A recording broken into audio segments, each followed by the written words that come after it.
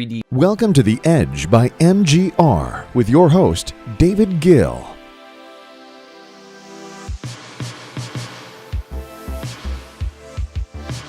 Hey everybody, welcome to The Edge podcast by MGR. Your host, David Gill here. I hope everybody is having a fantastic week. As always, I certainly am.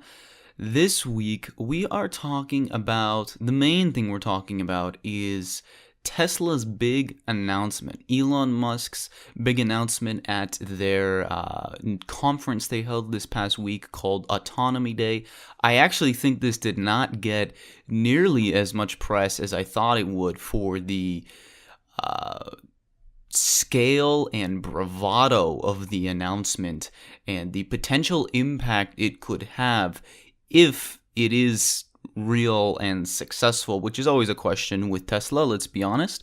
But we're going to talk all about it. If you didn't hear about it, it's pretty crazy. It kind of took me by surprise completely. But yeah, we're going to talk about that, and then we're going to talk about afterwards a little bit of Twitter and Amazon news and see what's up with them, because they had an interesting week as well. So anyways, let's get right into it.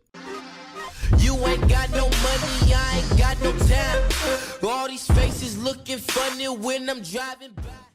So if you missed the presser, obviously I don't think a lot of people watched the full, I think it was like an hour and a half, 2 hours. But if you didn't see a recap or anything like that of what exactly was announced, it was very quickly that Tesla will have fully autonomous cars either by the end of this year or next year.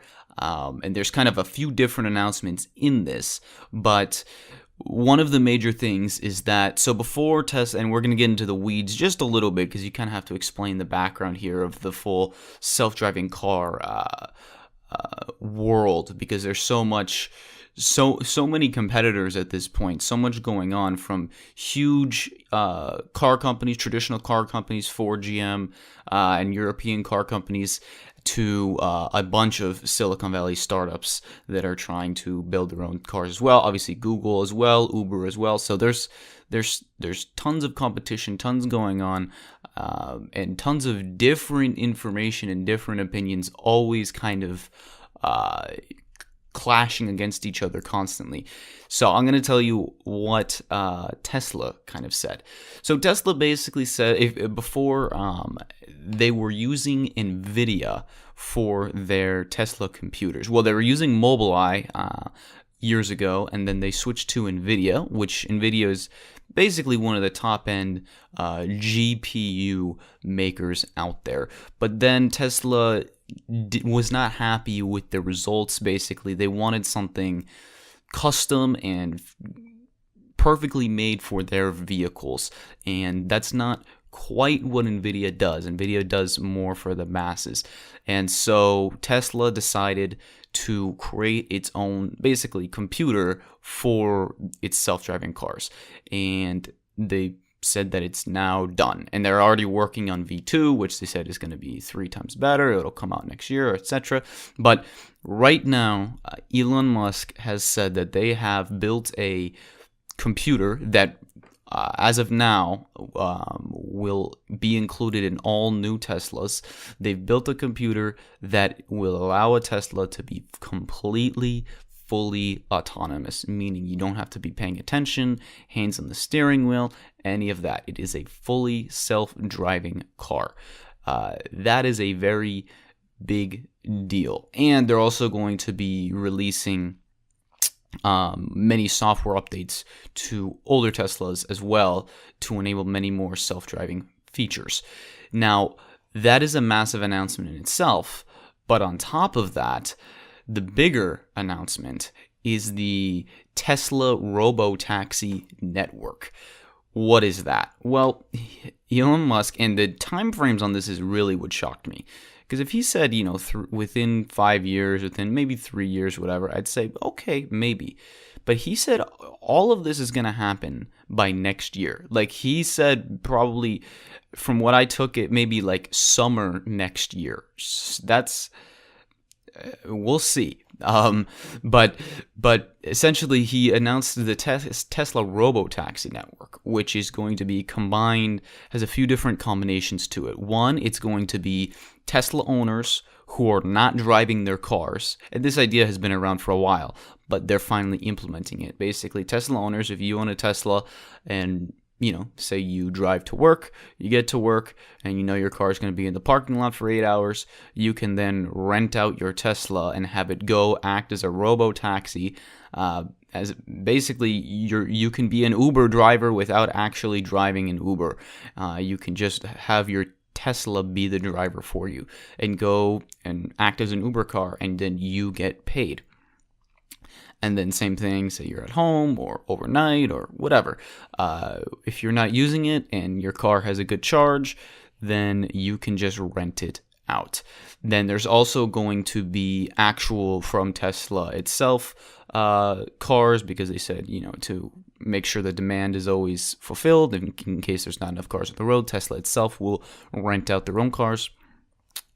And then there's kind of this new distinction where one thing is current existing Teslas, but there are also these new robo-taxis.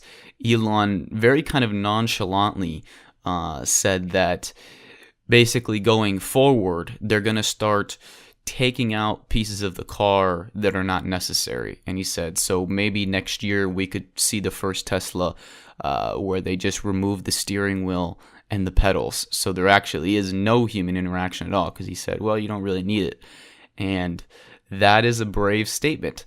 This is all kind of shocking, because if you've been paying attention to recent self-driving car news over the past probably 6 months, things went from very optimistic to kind of, I wouldn't say dire, that's the wrong word, but I guess trying to dampen expectations, like saying, well, self-driving cars and fully autonomous cars are probably still years away. Even Google's the head of Waymo, their self-driving car division, basically said, yeah, we're still pretty far away from having fully self-driving cars. We're not really sure. It almost seemed like, because they've spent tens of billions of dollars on their self-driving car division, it very much felt like, we've spent a lot of money and we haven't made a huge amount of progress as far as being able to actually have cars on the road. So, we're trying to kind of push things back and maybe get regulations to help us out as far as modifying the roads to make them easier for self-driving cars, etc. And that's a discussion I'll get into in a second. But basically, Tesla and Elon Musk announced that next year they will have their own basically Uber-type network of Tesla cars. And he said that there will be 1 million robo-taxis by next year. There's a lot. I have a list of like questions here that I kind of want to go through. First of all, 1 million, that's a lot. What about, what kind of, first, I know that they have nearly 500,000 cars on the road now, but I think that's international. I'm not sure if that's the US. But even if it is the US, that means they're going to make another 500,000 cars in the next year. I thought they were only making about, I guess they could do it, but I guess they are making about, 50, 60,000 a month right now. But to say that all of them are going to be robo-taxis, I'm not sure.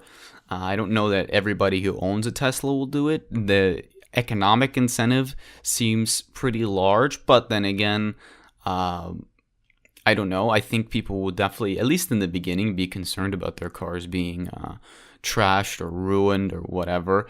But I think that stigma will probably go away. I don't think that's too much of an issue. I think I look at it kind of like the early days of Airbnb. People said, oh my God, people are going to trash my house or my apartment or whatever. And of course, there are rare occasions where it does happen. And in those cases, Airbnb rectified it. And I'm sure Tesla would probably rectify it and then ban whoever, if you trash a car, they're probably going to ban you from the network, not allowed to use it anymore. Anyways, those are smaller problems, but 1 million on the road next year. There's questions of regulation, which I'm going to get into later, obviously. And then the biggest thing is how cheap they're claiming it to be. They were comparing it to Uber and Lyft, where they said it's about $2 a mile on Uber and Lyft, $2 to $3 a mile. But I'm going to go on the low and call it 2 just for comparison's sake. And they said that the Tesla network, that if you were to get a ride with the Tesla network, it would only cost you about 18 cents a mile. Rounded up to 20 cents a mile. That's 10 times cheaper than an Uber or Lyft. So for me, right, when I go to the airport, typically that ride is about obviously depends on the time of day you go, but it's typically about $20-$25. You're telling me that ride is going to be $2.50? Is that really what you're saying? I'm not going to complain if that's true, but that just sounds almost unfathomable, really. And hey, if there's anybody who is the king of accomplishing unfathomable things, that is Elon. But I don't know. I just think, you hear all these things, and unfortunately, Elon and Tesla have a history of making very big promises on very hard to meet deadlines that end up not coming true. And so that's why there is quite a bit of reasonable skepticism. And I'm less skeptical than a lot of others because I'm one who very much believes that self-driving car technology can be here much sooner than people think, depending on how you go about creating your algorithms and your software. And I'm going to get into kind of the differences between Tesla's software and, say, Waymo and other companies in a second, and the big difference and why Tesla is so far ahead of everyone else. And there's a couple other companies similar to Tesla and why they're so far ahead. But really, it does sound too good to be true, but we'll see. I mean, he said in a year. That's not a lot of time. And obviously, this isn't something that's just going to be light switch overnight. We're going to start seeing slowly rolled out over the coming year. I'm very excited. And really, the crazy thing is, and he said it himself, that it would be, I think he said, financially insane not to buy a Tesla, to buy, like if you're in the market for a new car right now, to not buy a Tesla Robotaxi, one of their new Teslas with this new computer in it, because he said that basically the cheapest version of the taxi where you get this fully autonomous ability is $38,000. Obviously, if you want custom upgrades, it'll be more expensive, but the minimum is $38,000 US dollars. And now this estimate seems very high, as far as this is his income estimate for how much you can make renting out your car. This is probably how much you'll make if you're just constantly renting it out every time, like as much as you can. But basically, he said that you could make $30,000 in your first year renting out your car. That's a lot. I don't know what the tax implications of that are. I guess you would consider it a contractor, even though you're not actually doing the work, but you probably would be a contractor to Tesla. I don't know. I'm not sure about the tax implications. That's not really what's so important here. But lots of questions, lots of questions going on here. But 30,000 sounds extreme. That sounds like, okay, every minute that I'm not using my Tesla, it's being rented out. But say it's even like half that, 15,000, right? And you can make 15,000 a year, and you paid 38 grand for this taxi, and you're not paying for gas anymore. And I mean, the Teslas are known to cost much less to maintain because they don't have, a combustible engine. So you don't need to change your oil. You don't need to do a lot of stuff that happens with combustible engines as they get older. So say you make your money back in 3 years. I don't know. I agree with him. I don't know how you could buy any other car that is not a Tesla if this is truly the case. So let's talk about for a second, because I keep saying I'm going to talk about this later. I'm going to talk about this later. Let's step back for a second and talk about how Tesla is able to have fully autonomous vehicles so much sooner than everybody else. And that is because they took a different approach to essentially training their algorithms, right? So just like any human that needs to learn, all of these cars, these robots, whatever you want to call them, it's obviously it's not the car itself, it's the computer, the algorithm in the car. I'll just call them the cars to make it simple. So all of these cars, in order to learn how to drive, they're just like humans. They need to be either taught or they need to be given lots of data in order to figure out how to drive. And there's kind of two different approaches. So the first approach, I don't know if it was first. I think it was first. But basically, the Waymo, Google approach, and also Uber, and it looks like Ford and GM are also taking this approach, is the kind of rules-based and 3D mapping LiDAR. If you heard about LiDAR, it's been like the buzzword in self-driving cars. LiDAR is basically, I think it's light detection and range, I think is what it stands for. Like the LI is one word. Anyways, it basically is 3D mapping with lasers. It's like a more advanced radar. And so these cars make a 3D map of the road, and they use geofencing and all types of stuff like that. And then they use rules-based. So tell the car, okay, when you approach a stoplight, you're supposed to stop, check both ways, blah, blah, blah. If the other person was there first, they have to let them go for, all that stuff. And they kind of program this in. That is the slower method and more difficult method of training a self-driving car. That is the method where you hear a lot of people saying, oh, we need to kind of change the roads to adjust for self-driving cars so that they can have little pathways to follow or something like that. Like some people say, draw certain specific lines on the road to make sure that they can follow it precisely, all types of stuff like that. Then there's the Tesla approach, and there's other Silicon Valley startups that are following this too. That is, we don't need any of that crap. We don't need LiDAR. We don't need geofencing. We don't need any of that. We have tons of human drivers and data and behavioral patterns, and we can see how humans drive and react to different circumstances and basically collect all of that data and then use that to teach the algorithm, our cars, how to drive.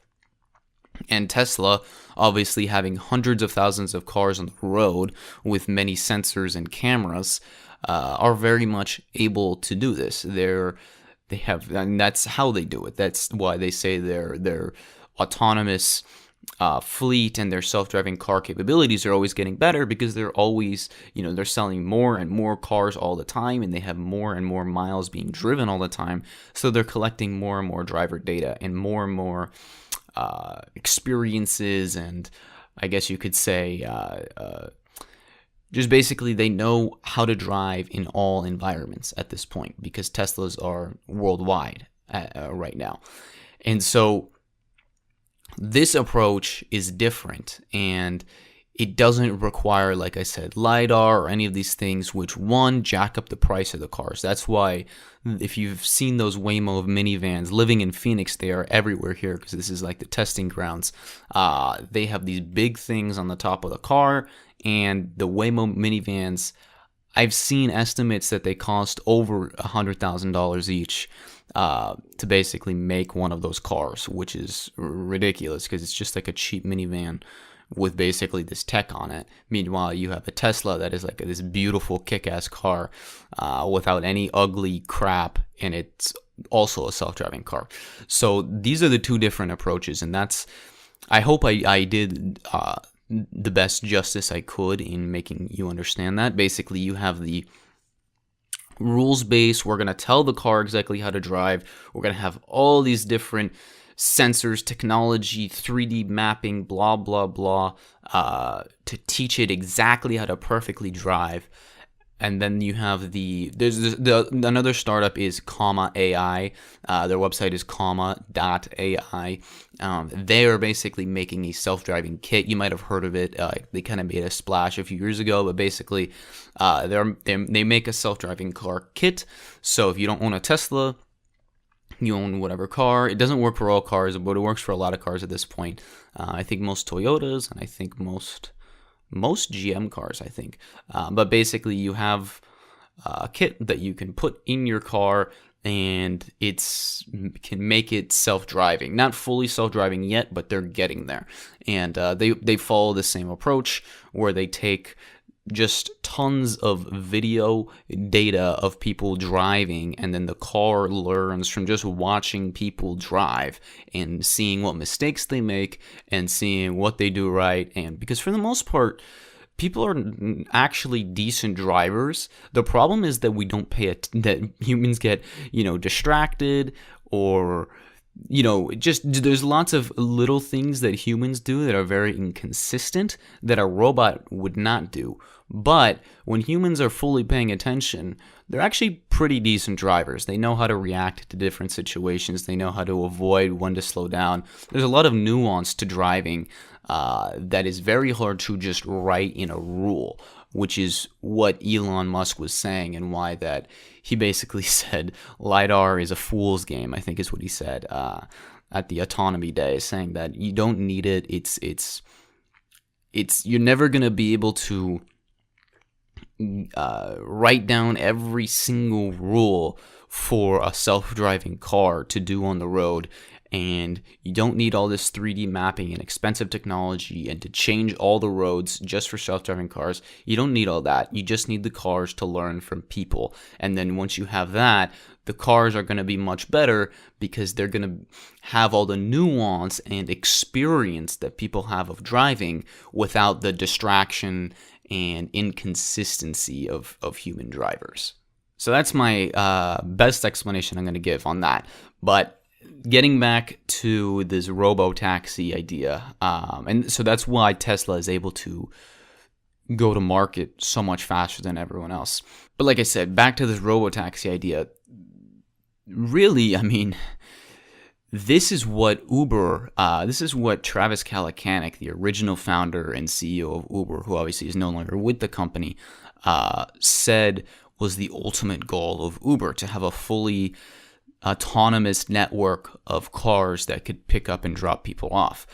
And Tesla is beating them to it, it looks like. Now, again, we don't know if this is fully going to happen, but Uber is still very far away from this.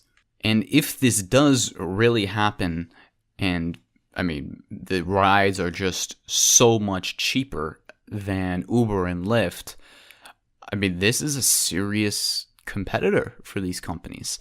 Again, now I'm not sure they'll have 1 million cars on the road. Uber and Lyft have more inventory than that as far as drivers. But yeah, I mean, this is going to be a real third competitor in the ride sharing space. And it's interesting that they did this Autonomy Day the same week that, or I guess the week after Uber did release their S1, basically their pre-IPO expectations form, and they're going to go public very soon, estimated around 80-90 billion valuation. And I don't know, maybe there's going to be a lot of investors who see this announcement and say, do I want to sink a ton of money into Uber right now when they could potentially have a massive competitor coming out of left field that no one saw coming? This is interesting. Again, the production scale, 1 million on the road, it's possible. It might be a little overzealous, but I think they definitely could have hundreds of thousands. The other main question is regulation. Here's the interesting thing. I was doing a little bit of research. Now, I am definitely no expert in road rules and regulation. All states are different, but technically, I guess, in many, many places, there is no rule against fully self-driving cars and basically not having human intervention. Now, I don't know if there's going to be rules against having no one in the car, because that's part of it, right? Part of the Robotaxi is that you get out and then I'm not going to use it, right? You're not going to use the car, and then you say, all right, I'm going to rent it out for the next, few hours. I don't know exactly the rules on not, right, because obviously to go from you to pick up person B, I don't know the exact rules of that. And then obviously Elon went to the point to say that, next year they might start removing steering wheels and pedals from cars. So obviously then there's definitely no human intervention, whether there's a human in the car or not. So the regulation is a major question. But from what I've seen in many places, including even in California, and I could be wrong. I mean, please call me out if I'm wrong, because in researching this, there are so many convoluted things. But technically, there's nothing illegal about this. Now, technically, it's kind of like the rules haven't really been written in most places, and there haven't really been rules against, but there also aren't really rules for. And so that's the general situation we're in here. Unclear regulation, big promises, but if everything works out, potentially a game-changing service and a company that is really years ahead of everyone else, which Tesla seems to have been for many years in different ways. I'm very interested to see where all of this goes. There's definitely a lot of questions and a lot of things that hopefully will be answered with time. We will see over the coming months. Hopefully we'll learn some more details. And obviously, within a year, we'll know. We'll see how regulators react. I hope that Tesla is maybe trying to work with them and making sure that everything is legal and allowed. But hey, I mean, if this is all true and if everything works out, I'd be very excited. I definitely would get a ride in a Robotaxi. And hey, maybe when I am in the market for a new car, it does make a lot of financial sense to get a Robotaxi, a Tesla Robotaxi, if it literally does pay for itself. So we'll see. A very big announcement that I think didn't get enough attention. It got a lot of attention, but not as much as I thought it would. But maybe that's because people are just used to Elon making huge announcements all the time at this point. But hey, Tesla continues to make big moves. All right, let's move on to Twitter real quick. I just wanted to talk about them briefly because they continue to do very well. So last summer, I made a whole episode about Twitter and how they can grow both users and revenue. And on the revenue side, I said that they really, really need to build out their ad platform because they have so much potential for user data and behavioral data that they really aren't taking advantage of, that could allow for could open the door for many more advertisers to come in. Because right now on Twitter, you do need fairly larger budgets because it's more of a platform to get a lot of reach rather than to try to get a lot of conversions. And I think that they could also become more of a conversion platform, but they need to continue to harness their data and create algorithms that are able to interpret the mass amounts of data that is in people's tweets. That's where obviously most of the data is coming from, and interpreting that and then using that to create audiences and specific, hyper-targeted audiences that I always discuss that Facebook is so valuable at, and even Google as well. That Twitter has the ability to do that too, but that they need to build out their ad platform. And so that's what I said last summer, and they've been very much doing so. Their ad platform has improved a lot. It still has a lot of room to grow. But investors were very happy. The stock jumped, I think, like 7%. It might have come down a little bit since then, but it jumped quite a bit on the news. They beat revenue expectations again. And it just seems like Twitter is very much getting everything together on the business side. They also grew a bit on the user side, which was unexpected because they've been pretty flat on the user growth for a long time. And overall, I think that Twitter is doing better. I think that they're really turning into a more mature business, which ultimately I think is a good thing. You can't just be a startup forever, and I'm not saying that they're a startup by any means anymore and haven't been for a while, but they still want to innovate and they still want to try new things. Don't get me wrong, but as far as basically monetizing the current massive platform that you already have, they really are